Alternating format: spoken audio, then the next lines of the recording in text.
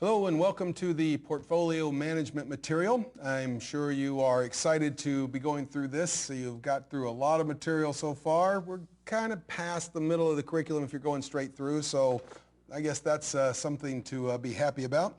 But I think you're going to find the material here to be fairly straightforward, right? So we're going to have an introduction here. We're going to see some other sort of basics, the ways to think about portfolio management, also an introduction to the mathematics of portfolio management, which are kind of a mainstay of the level 1 portfolio management material, and as well as some other things. But nonetheless, there are going to be some formulas, some quant stuff as we go through the entire study session, but it's not going to be too bad. And it's going to be relatively limited in the sense that a lot of it you will have already seen from other places in the curriculum. So you kind of got to jump on this material even though we're just getting started. So let's start out with this overview reading. Like I say, this is again pretty straightforward, but it's worth spending a little bit of time thinking about the problem that we are trying to solve when we think about the portfolio management problem. So the portfolio perspective, okay, we're going to evaluate investments based on their contribution to the risk and return of an investor's overall portfolio. And what that's saying is something really important. So the portfolio perspective means that we're not looking at the total risk and return for an asset when we are considering whether or not to buy it for one of our clients. Rather, we're looking at the contribution to the risk and return of the overall portfolio. So in terms of what we'll later see as our risk calculations, it's the difference between total variability and systematic risk. And the terms we're going to use are standard deviation and beta. So we need to think in terms of overall contribution to the risk and return of the portfolio, not the individual asset itself.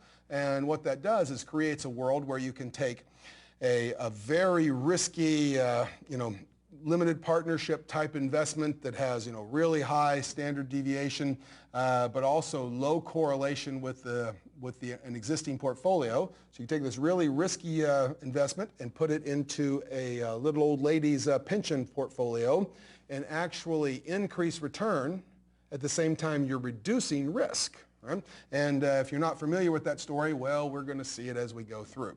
So the overall portfolio, the portfolio perspective is key to understanding essentially everything we're going to do in this study session and most of the CFA exam at its core.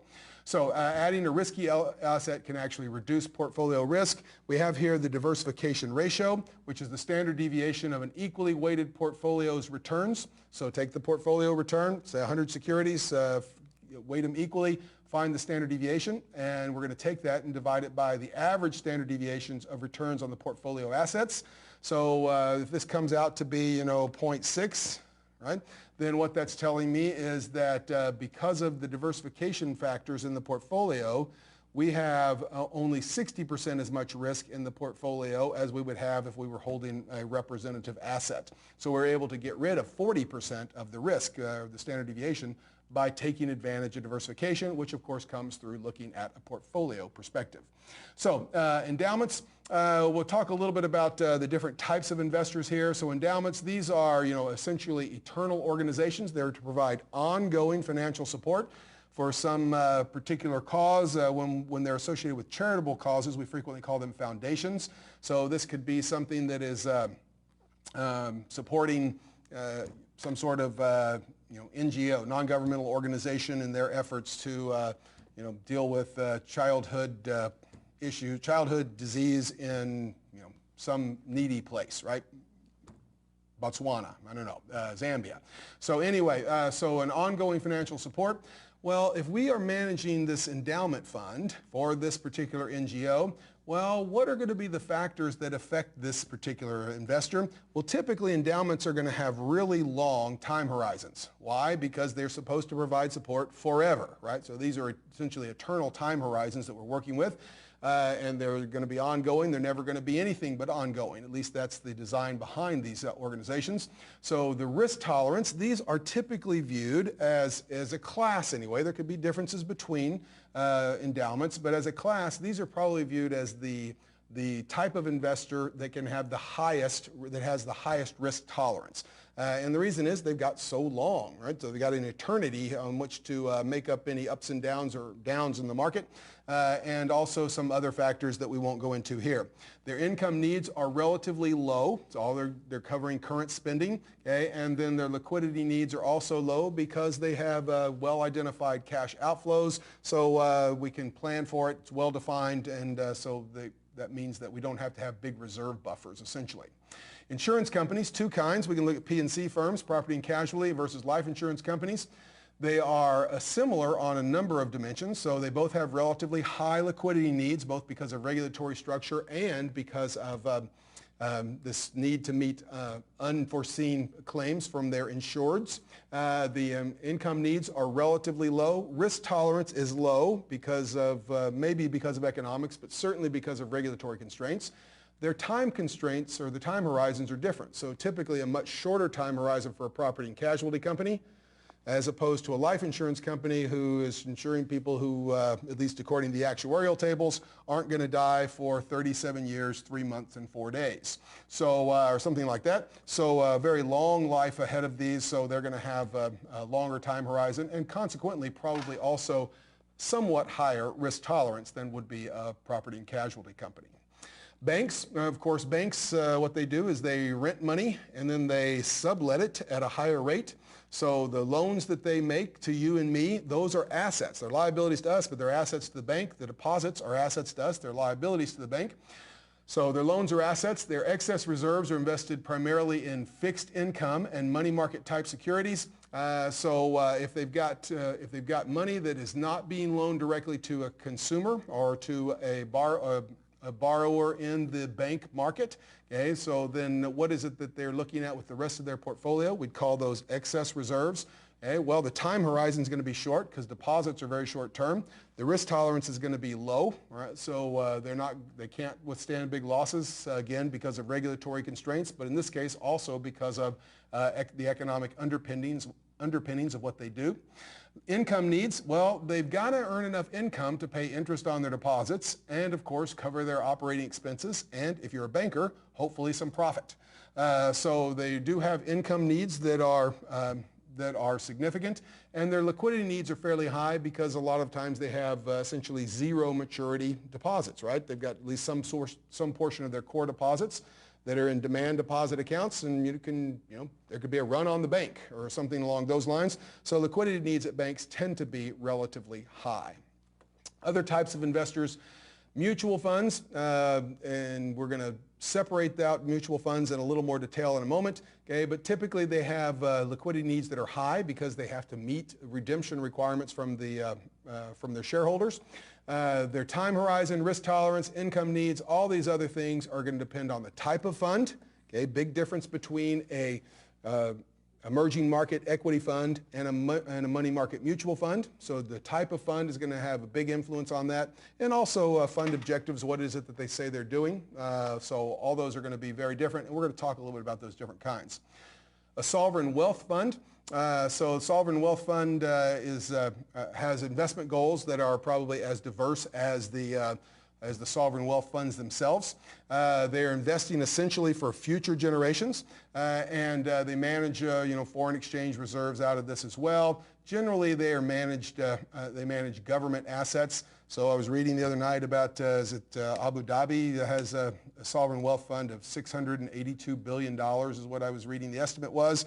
So someone is managing the $682 billion fund, or someone's, some people are. Anyway, so that's got to be fun, and they're going to be thinking very long term, looking for the benefit of these future generations. So probably a pretty good gig if you can get it. Pensions, right? A couple of types here. Defined contribution plans. If you happen to live in the U.S., this would be something like your 401k, right? So defined contribution means that, you put in 5%, and maybe your company puts in, I'll say 4%, just to have a different number. And so the total investment's 9% of your income, something along those lines.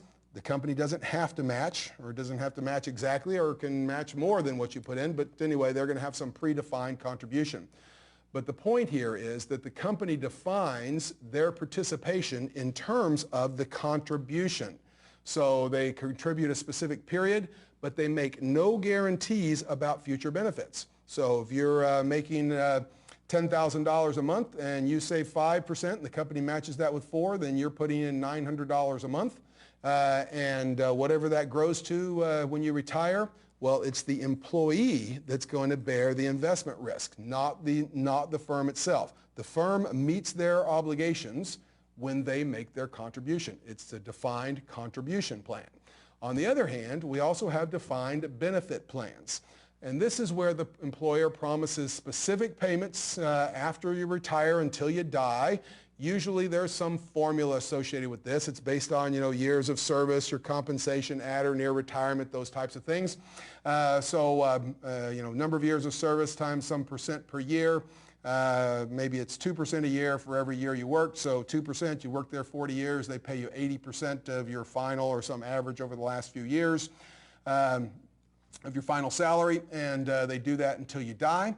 And in this case, the employer bears all of the investment risk. So typically they would have an asset, okay? So some asset involved in to meet these obligations, and then they would have a liability. That's the promises they've made to their employees. Well, if the asset turns out to underperform, or in the case of many of them, where it's underfunded to begin with, but if it underperforms, it is the employer, or more specifically, the stockholders of the company that made the promises, that is going to bear the investment risk. So the employer here defines what they have to do in terms of the benefit, not in terms of the contribution. And of course, these are going the way of the dodo. And so there's fewer and fewer public sector employees who are eligible for defined benefit pension plans. And typically these are managed as separate legal entities. So there's going to be some plan out there that they're going to contribute to that has some custodian that is managing the assets. Okay, the portfolio management process. So if you're going to manage a portfolio, what is it that you're going to be doing? Well, of course, but if you're going to do this to begin, if you're going to manage a portfolio, you got to have some place to start, and as good a place as any is probably planning what you're going to do, right? So you need to understand the client needs and constraints. We're going to refer to this as objectives and constraints later on. Objectives come in 2 dimensions, risk and return. Constraints, there's 5 of them that have to be considered. You'll see that elsewhere. Then you're going to have a written investment policy statement. Right? So the IPS, and this is a big deal, and it's a huge deal at level 3, but the idea is that all investment management, okay, unless you're investing your own funds, should take place under the auspices of a written investment policy statement. So you've got an investment policy statement that's going to define, one, who is the beneficiary or whose money is it? Okay, it's going to have a description of what their needs are, their objectives, constraints, that sort of thing, as well as a bunch of other stuff that we'll get to look at later in terms of, how are we going to update, what is going to be the manner in which these funds are invested, that type of stuff. So the investment policy statement is going to be the written document that governs all of this. We want to develop an investment strategy, okay, that is consistent with the IPS. So the IPS says this. Part of the IPS will be a statement about what it is in terms of strategic asset allocation, those types of things, and then also probably specify some sort of benchmark. We're managing this money relative to the S&P 500. Right, for instance. So we want some sort of bogey portfolio so we can judge whether or not our money manager is doing a good job.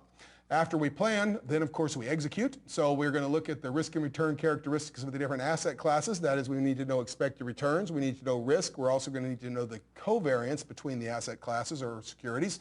We want to analyze market conditions so that we know which asset classes are attractive.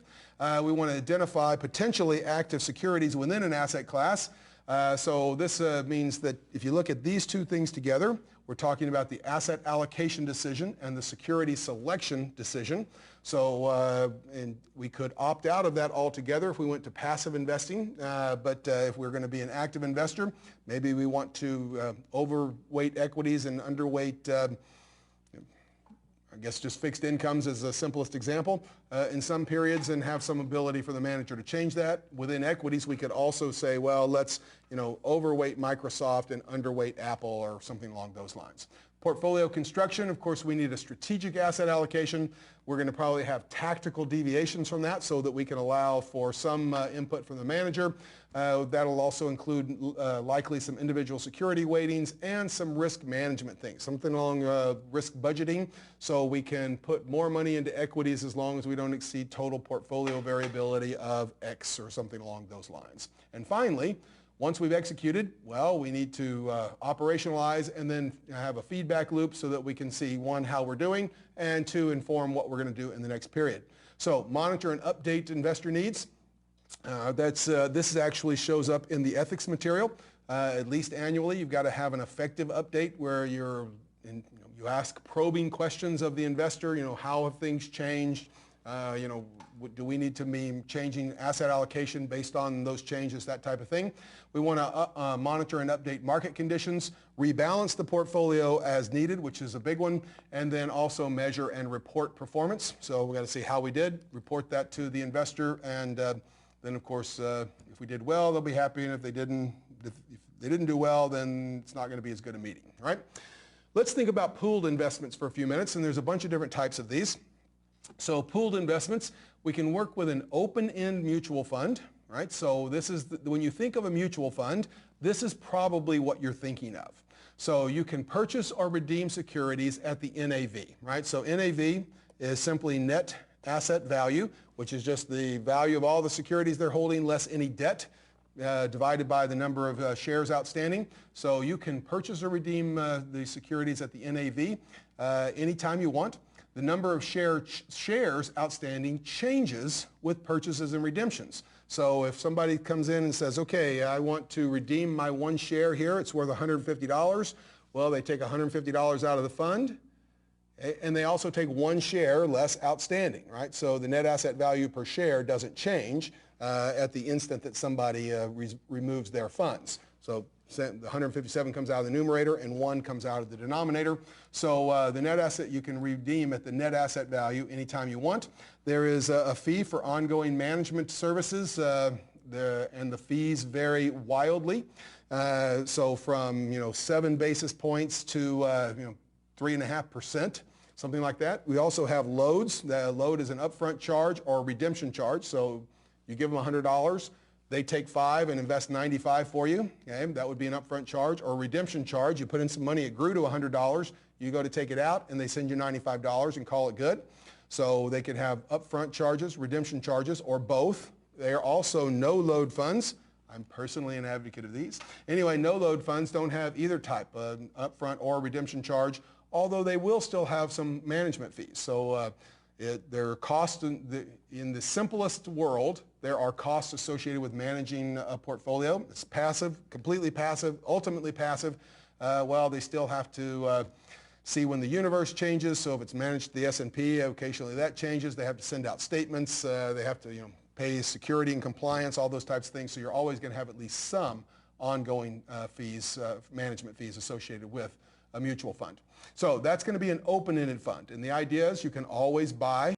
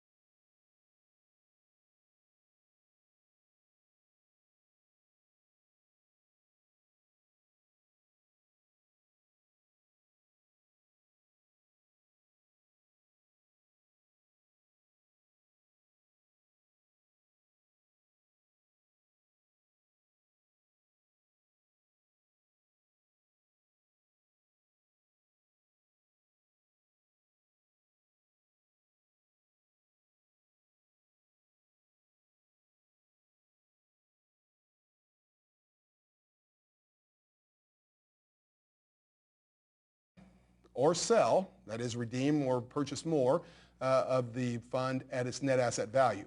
Contrast that with a closed-end mutual fund, and this is where there's a fixed number of shares. So it's issued like an IPO, so we're going to issue so many shares of this thing, and then we're going to buy some portfolio of securities, and we can calculate a net asset value, but it's not necessarily going to trade at the NAV, and we'll talk about why in just a second. So these closed-end shares trade like stock. So there's a commission. You have to pay a bid-ask spread. You can margin them in some cases. You can short them in some cases. There is a fee for ongoing management, so you have to pay that each year. It'll come out of the corpus. And market prices for these differ from the NAV. So if you think of saying, okay, net asset value, well, I guess I ought to write the right thing. Net asset value per share is equal to $100. Well, this thing could sell for $110 or it could sell for $90. And the notion here is there's no new shares created, but there is a difference in the demand for whatever this closed-end fund is doing. So let's just say this is a closed-end fund that is devoted to emerging market securities. A pretty broad category, but just as an example. Well, in times when people really want emerging market exposure, they may bid the price up above the net asset value. And in times when they don't want emerging market exposure, well, there may be people selling those shares and they may drop all the way down to 90. So the market price can and does differ from the net asset value. And this would be something I would pay attention to because we're going to talk about that again in just a moment when we talk about ETFs. So the one advantage of the closed-end funds is that they don't need to hold cash because they don't have to meet the redemptions of people who come and say, hey, I want to liquidate my mutual fund. You can get your money out of a closed-end fund, but that's because you sell the share to somebody else. So it's like a share of stock that you sell. So you own stock in this portfolio of stocks maybe, right? So anyway, on the closed-end funds, I think there's fewer of these, less money under management, and probably going to decrease more rapidly than open-ended funds. But they're both going to decrease in my mind because of the ETFs that we'll talk about in just a couple of minutes. So the types of mutual funds by investment objective, well, there's as many types of objectives as there are objectives to be had. So money market mutual funds, these are the funds that invest in very short-term, high-quality debt securities. So very, very low risk and, of course, very, very low return. You can have bond funds that do anything, right? So, high yield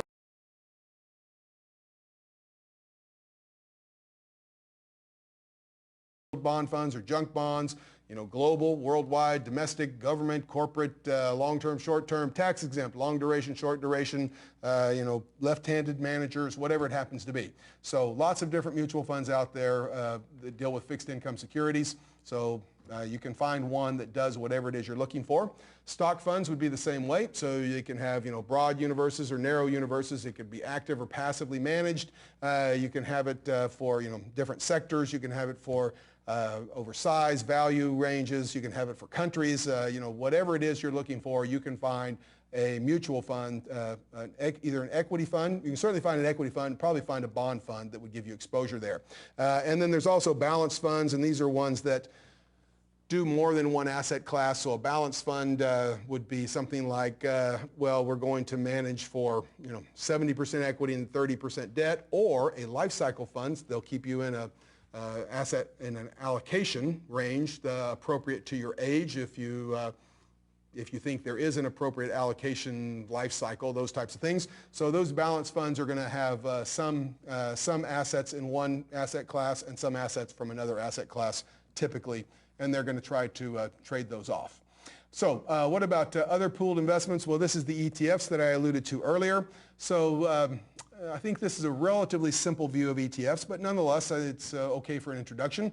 The ETFs are typically index funds. So we're going to establish a portfolio, and then we're going to have very low turnover in the portfolio. So we're going to buy these 100 securities, and that's going to be what is in that fund for pretty much its entire existence, which is technically forever. So these are just funds, like a closed-end mutual fund. Okay, where the shares trade on an exchange, right?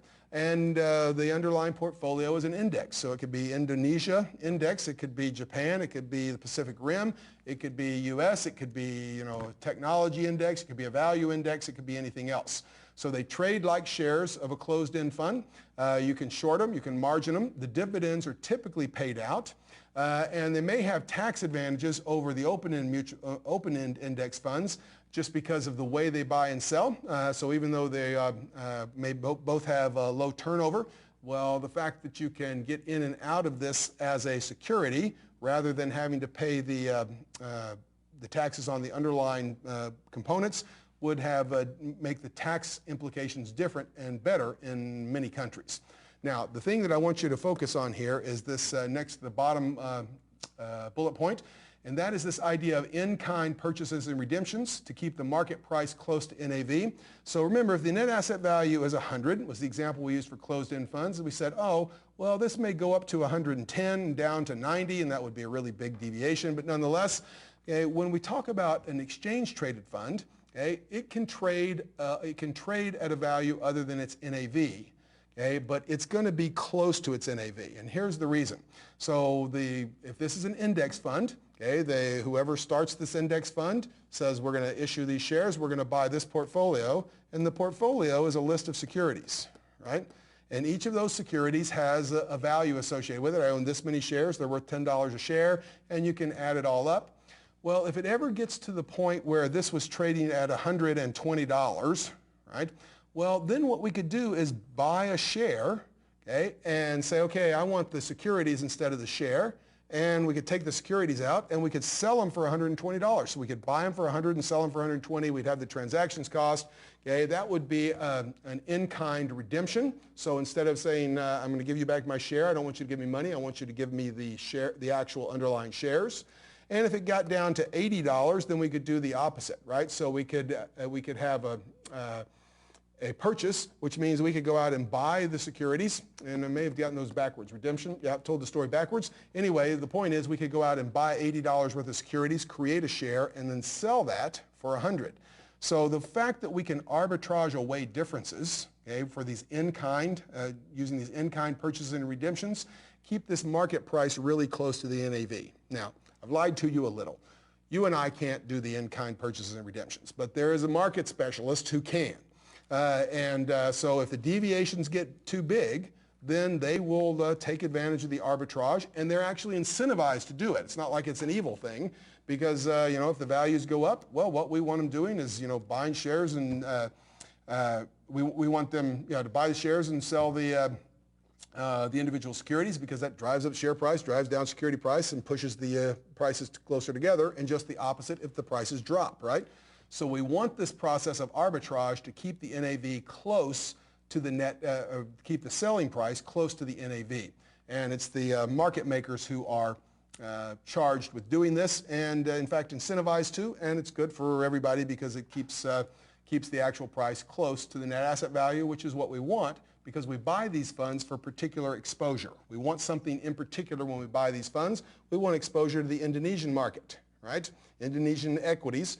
Well, if you let the values drift from the NAV, what happens is the correlation between the Indonesian securities and the U.S. securities, which is normally low, well, you let that become dominated by the U.S. stock market, and the correlations increase, so you lose some diversification benefits if you don't have this property in place, all right? So I think ETFs, very efficient, very low cost, and I think ultimately are going to, they're already big. I think they're going to be bigger going forward. Okay, so separately managed accounts. These are just, this is a terrible name. Separately managed account. It sounds like a lot more than it is. It's just an account that's owned by a single investor, right? There's no mutual fund because there's no mutual, right? The mutual means you and I own it together. There's a single investor. They're sometimes called wrap accounts as well. And typically they're going to have some fairly high minimum investment. Here it lists $100,000 to $500,000 is the minimum to get a separately managed account. I'm sure there are places you can get separately managed accounts with that amount of money, but well, let's put it this way, it ain't at Goldman Wealth Management, all right? So this is way, way too small for the typical, for what people think of as separately managed accounts. Typically it would be minimum investment a lot larger than that, all right? Let's see, so other types of pooled investments, a buyout fund. So we're going to pool some money here, probably in the form of a limited partnership, and we're going to buy all the public shares of a company, and we're going to take the company private. It's called a going private transaction. It's typically called an LBO, right? So L is for levered, so levered buyout or leveraged buyout. So a leveraged buyout firm means that we're going to use lots of leverage. Leverage is code for debt in finance. So we're going to use lots of debt or really high leverage. There's two ways to say the same thing. So we're going to put in a couple of $1 billion. We're going to borrow, $15 billion, and we're going to go out and we're going to pay $17 or $18 billion, buy all the shares of a company and take it private. And what we're hoping to do, this company that we're buying is obviously not perfect. Okay, so we're trying to buy one that has some fundamental flaws that we can fix, right? And we're going to fix those, and we're going to increase profitability, increase cash flows. We're also going to hopefully drive up the growth rate, and then we're going to take it public again. So we take it private, we fix the firm, and then we take it public again, hopefully for a very large profit. So that's what LBO firms do. So this would be a type of private equity investment. The typical other type of private equity would be a VC fund. So a VC fund, of course, venture capital is providing startup or early stage financing. So you're investing in a company that's still in some woman's garage and she's got some new technology or app thing she's creating.